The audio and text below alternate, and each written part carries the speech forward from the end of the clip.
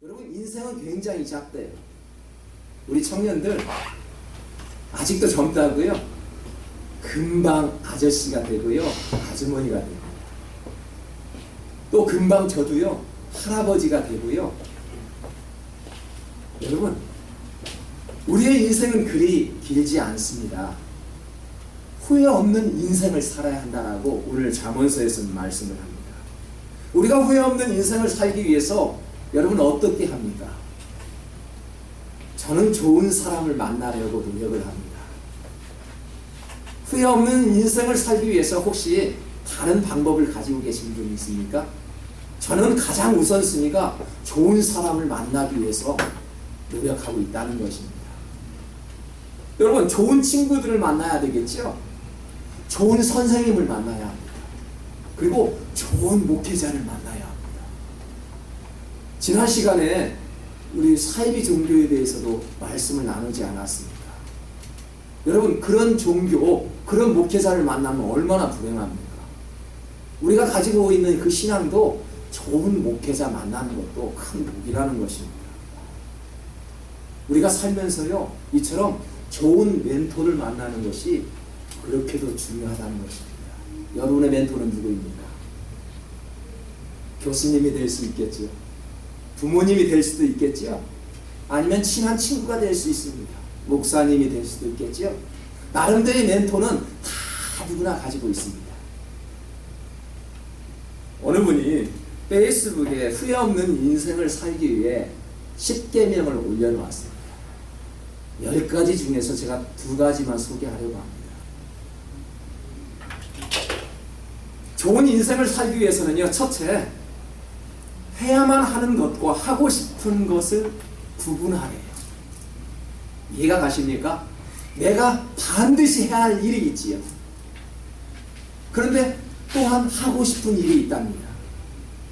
두 번째는요, 해야만 하는 것은 절대 포기하지 말라는 것입니다. 우리에게는 반드시 해야 할 일이 있다는 것입니다. 그것을 포기할 때 끝내는 우리는 인생을 후회하면서 살 수 있다는 이야기죠. 우리가 후회 없는 인생을 살기 위해서는 반드시 해야 하는 그런 일을 내일로 미루어서는 절대 아니 됩니다. 생활 속에서도 우선순위가 있고요, 자신만이 가지고 있는 규칙이 있지요. 질서가 있습니다. 자신의 꿈을 향해서 고민도 해보고 노력해 봅니다.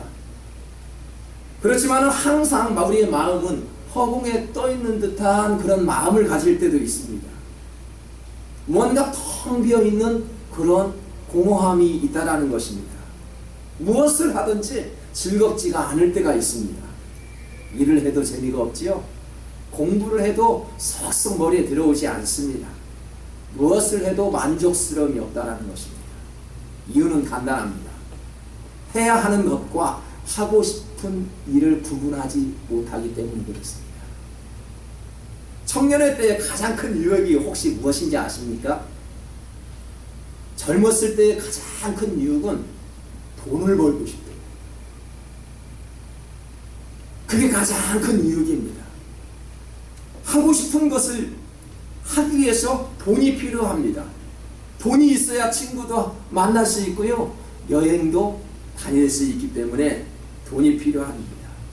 그래서 자꾸만 돈을 버는 곳에 우리는 노크를 하죠. 돈이 중요하기 때문에 그렇습니다. 그런데요, 돈의 맛을 알게 되면 그 순간은 안정을 취할 수 있다라고 우리가 생각을 합니다. 돈만 있으면은 내가 이 정도면 되겠지 하는 마음이 우리의 마음속에 어느새 자리를 잡고 있다라는 것입니다. 그러나 6절을 한번 볼까요?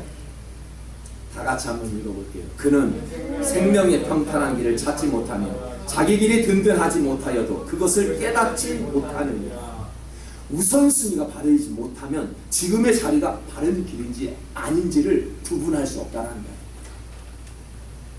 주변의 사람들의 모습을 보십시오. 어떠한 일을 하는지는 우리 모릅니다. 길가에 걸어다니는 사람들 많이 있죠? 그 사람들이 무엇을 전공하고 어떠한 일을 하는지는 모르지만은 아무튼 그 사람들은 바쁘게 움직입니다. 최선을 다하고 있습니다. 그런데 만약 이러한 모습이라면 후회되지 않을까요? 어떠한 모습일까요? 성경을 제가 읽어보겠습니다. 학개 1장 6절을 잘 귀담아 들어보십시오. 너희는 씨앗을 많이 뿌려도 얼마 거두지 못했으며 먹어도 배부르지 못하며 마셔도 만족하지 못하며 입어도 따뜻하지 못하며 품꾼이 품삯을 받아도 구멍난 주머니에 돈을 넣음이 되었다. 참으로 불행한 말씀이네요. 너무 불행하죠? 누가 좀 읽어주실래요? 밑에 좀 수잔나 한번 읽어주세요. 예.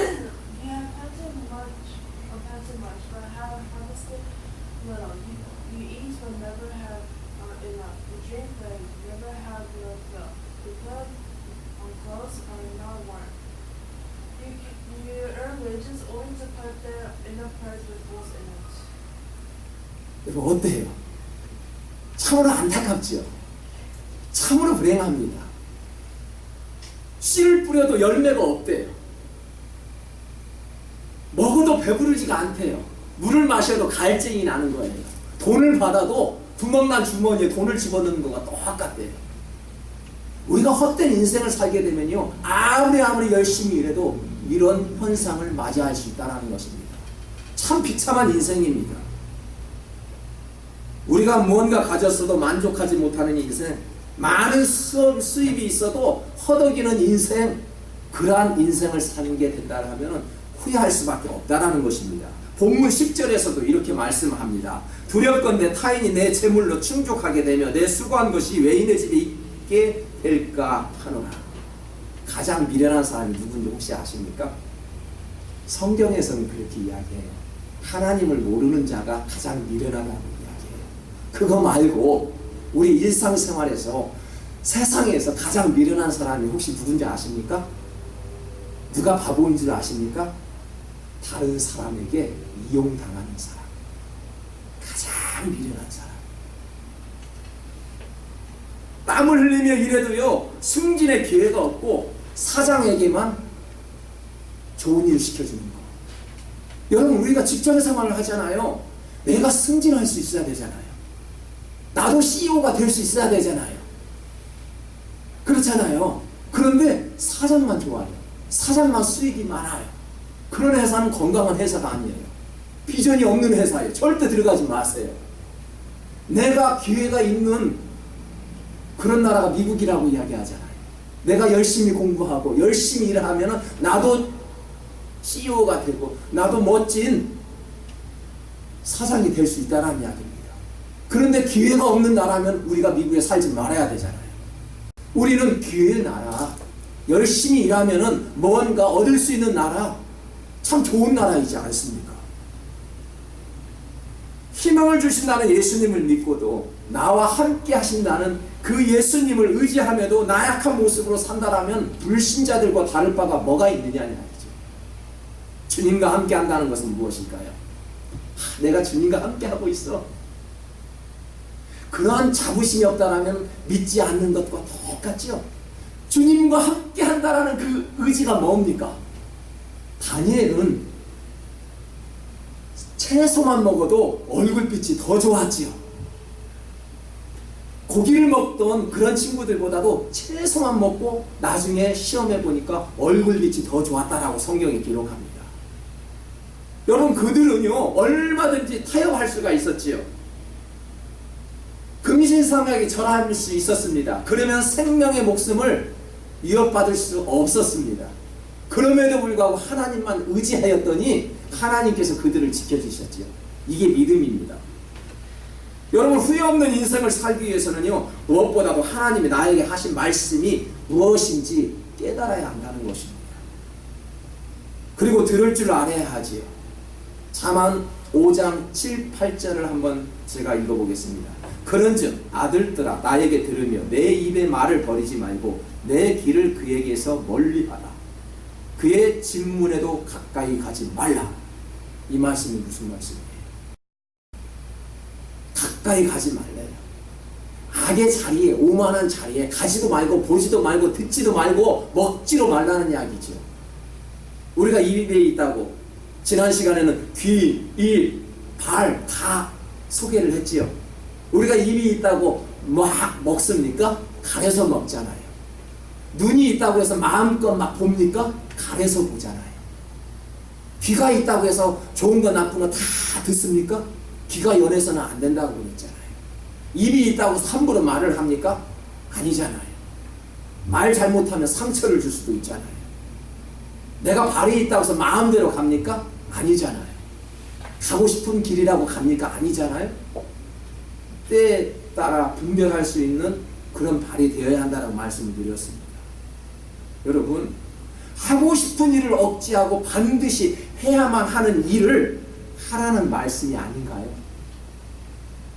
우리가 하고 싶은 일을 다 한다면 어떻게 할까요? 그것을 좀 억제하랍니다. 그리고 반드시 해야 할 일을 미루지 말라는 것입니다. 그게 잠언의 말씀입니다. 사람들의 특징이 있죠. 다른 사람이 하라고 하면 안 해요. 꼭 시키면 안 해요. 청개구리 심보라고 이야기했죠. 사람의 특징이랍니다. 그런 사람들은요, 직장 생활하는데 굉장히 어렵습니다. 자기 개인 직장을 가져야 돼요. 내가 오너이자 내가 뭐예요? 직원이에요. 그런 직장을 가져야 돼요. 사회생활 절대 못합니다. 성경에 보니까요, 이것은 하라, 저것은 하지 말라라고 이야기를 합니다. 자꾸 성경에서도 우리 사람들을 향해서 간섭을 하고 계십니다. 그러니까 자신의 말씀에서 조금만 벗어나면은 던져버리죠. 받지 않습니다. 하지만 말씀을 듣고 노력하는 사람에게는요, 깨달음을 주시는 책이지요. 내가 무언가 받으려고 하면은 내 마음에 오는 것이 하나님의 말씀입니다. 근데 자꾸만 나에게 하는 말씀이에요. 그러니까 던져버리죠. 받지를 않죠. 그러니까 신앙생활 아무리 오래 해도 깨달음이 없다라는 이야기죠. 후회되는 인생은요, 멘토들의 말을 듣지 않았고 하나님의 훈계를 듣지 않았다는 것입니다. 그게 후회되는 인생을 살았던 것이죠. 여러분, 인생의 마지막 시간을 우리는 겪어보지 않아서 아무도 알 수 없습니다. 하지만 인생의 마지막 순간에 그 말을 듣던, 그 임종할 그 시기에 듣던 말씀은 다 동일합니다. 만약에 우리가 죽음을 앞두고 우리가 무슨 말을 할 수 있을까요? 내 통장에 돈을 더 많이 세이브를 좀 해놨으면 더 좋으련만. 아이고, 집에 한 채밖에 없었는데 두 채가 있었으면 더 좋겠는데. 그렇게 인생의 마지막을 결정짓는 사람 있을까요?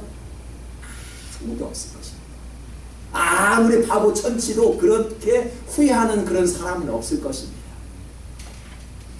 내가 좀 더 참아야지. 내가 좀 더 그 사람의 말을 좀 들었어야지. 좀 더 하나님 말씀 가운데 좀 살았으면 더 좋았을 텐데. 그런 후회되는 말을 하지 않을까요? 그럴 것 같아요. 12절 13절에서는 그렇게 후회합니다.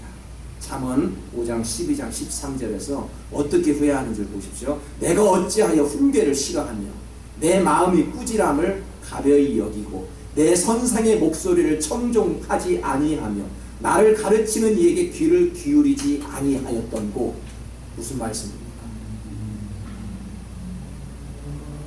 멘토들의 말을 듣지 않았다는 것입니다.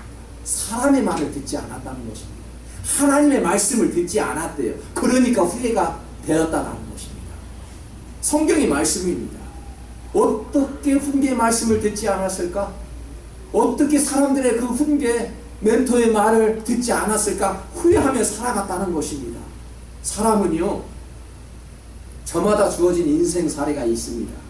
어떤 이들은 수명이 길어서 오래오래 사시는 분이 있고요. 어떤 이들은 수명이 짧아서 젊었을 때 하늘나라에 가시는 분들도 있습니다. 여러분, 길게 살고 짧게 사는 것은 그리 중요하지가 않습니다. 세례 요한은 몇 살에 죽었지요? 세례 요한은요, 비참하게 죽었잖아요. 목이 잘라 죽었잖아요. 순교당했죠. 30세 때 죽었습니다. 모세는 몇 살까지 사셨습니까? 모세는 120살까지 살면서 하나님 앞에 크게 쓰임받으며 살았던 인물입니다. 여러분, 중요한 것은 생의 길고 짧음이 아니라 하나님께서 각자 우리에게 주신 일생을 후회 없이 살아가는 것입니다. 맞지요? 길게 살고 부끄러움 있게 사는 거 좋은 인생이 아닙니다. 그리스도인이라면 사회적으로 얼마나 성공했느냐 또는 돈을 얼마나 많이 벌었느냐가 가치를 두는 것이 아닙니다. 이 세상에서 좋은 대학 나와서 성공하고요, 돈 많은 거부가 되고 사회적으로 많은 업적을 이뤘을지라도 후회스러운 인생이 있을 수 있다는 얘기죠. 하나님 편에 지금 얼마나 많이 가까이 가 있느냐, 하나님을 위해서 지금 무엇을 하고 있느냐, 내가 지금 어떻게 삶을 살고 있느냐, 그 시간이 중요하다는 이야기입니다. 오늘 후회 없는 삶을 위해 지금의 모습을 살피면서 과연 이 길이 안전한 길인지를 하나님께 물으며 간곡히 기도하여 하나님 앞에 응답받는 귀한 시간이 될 수 있기를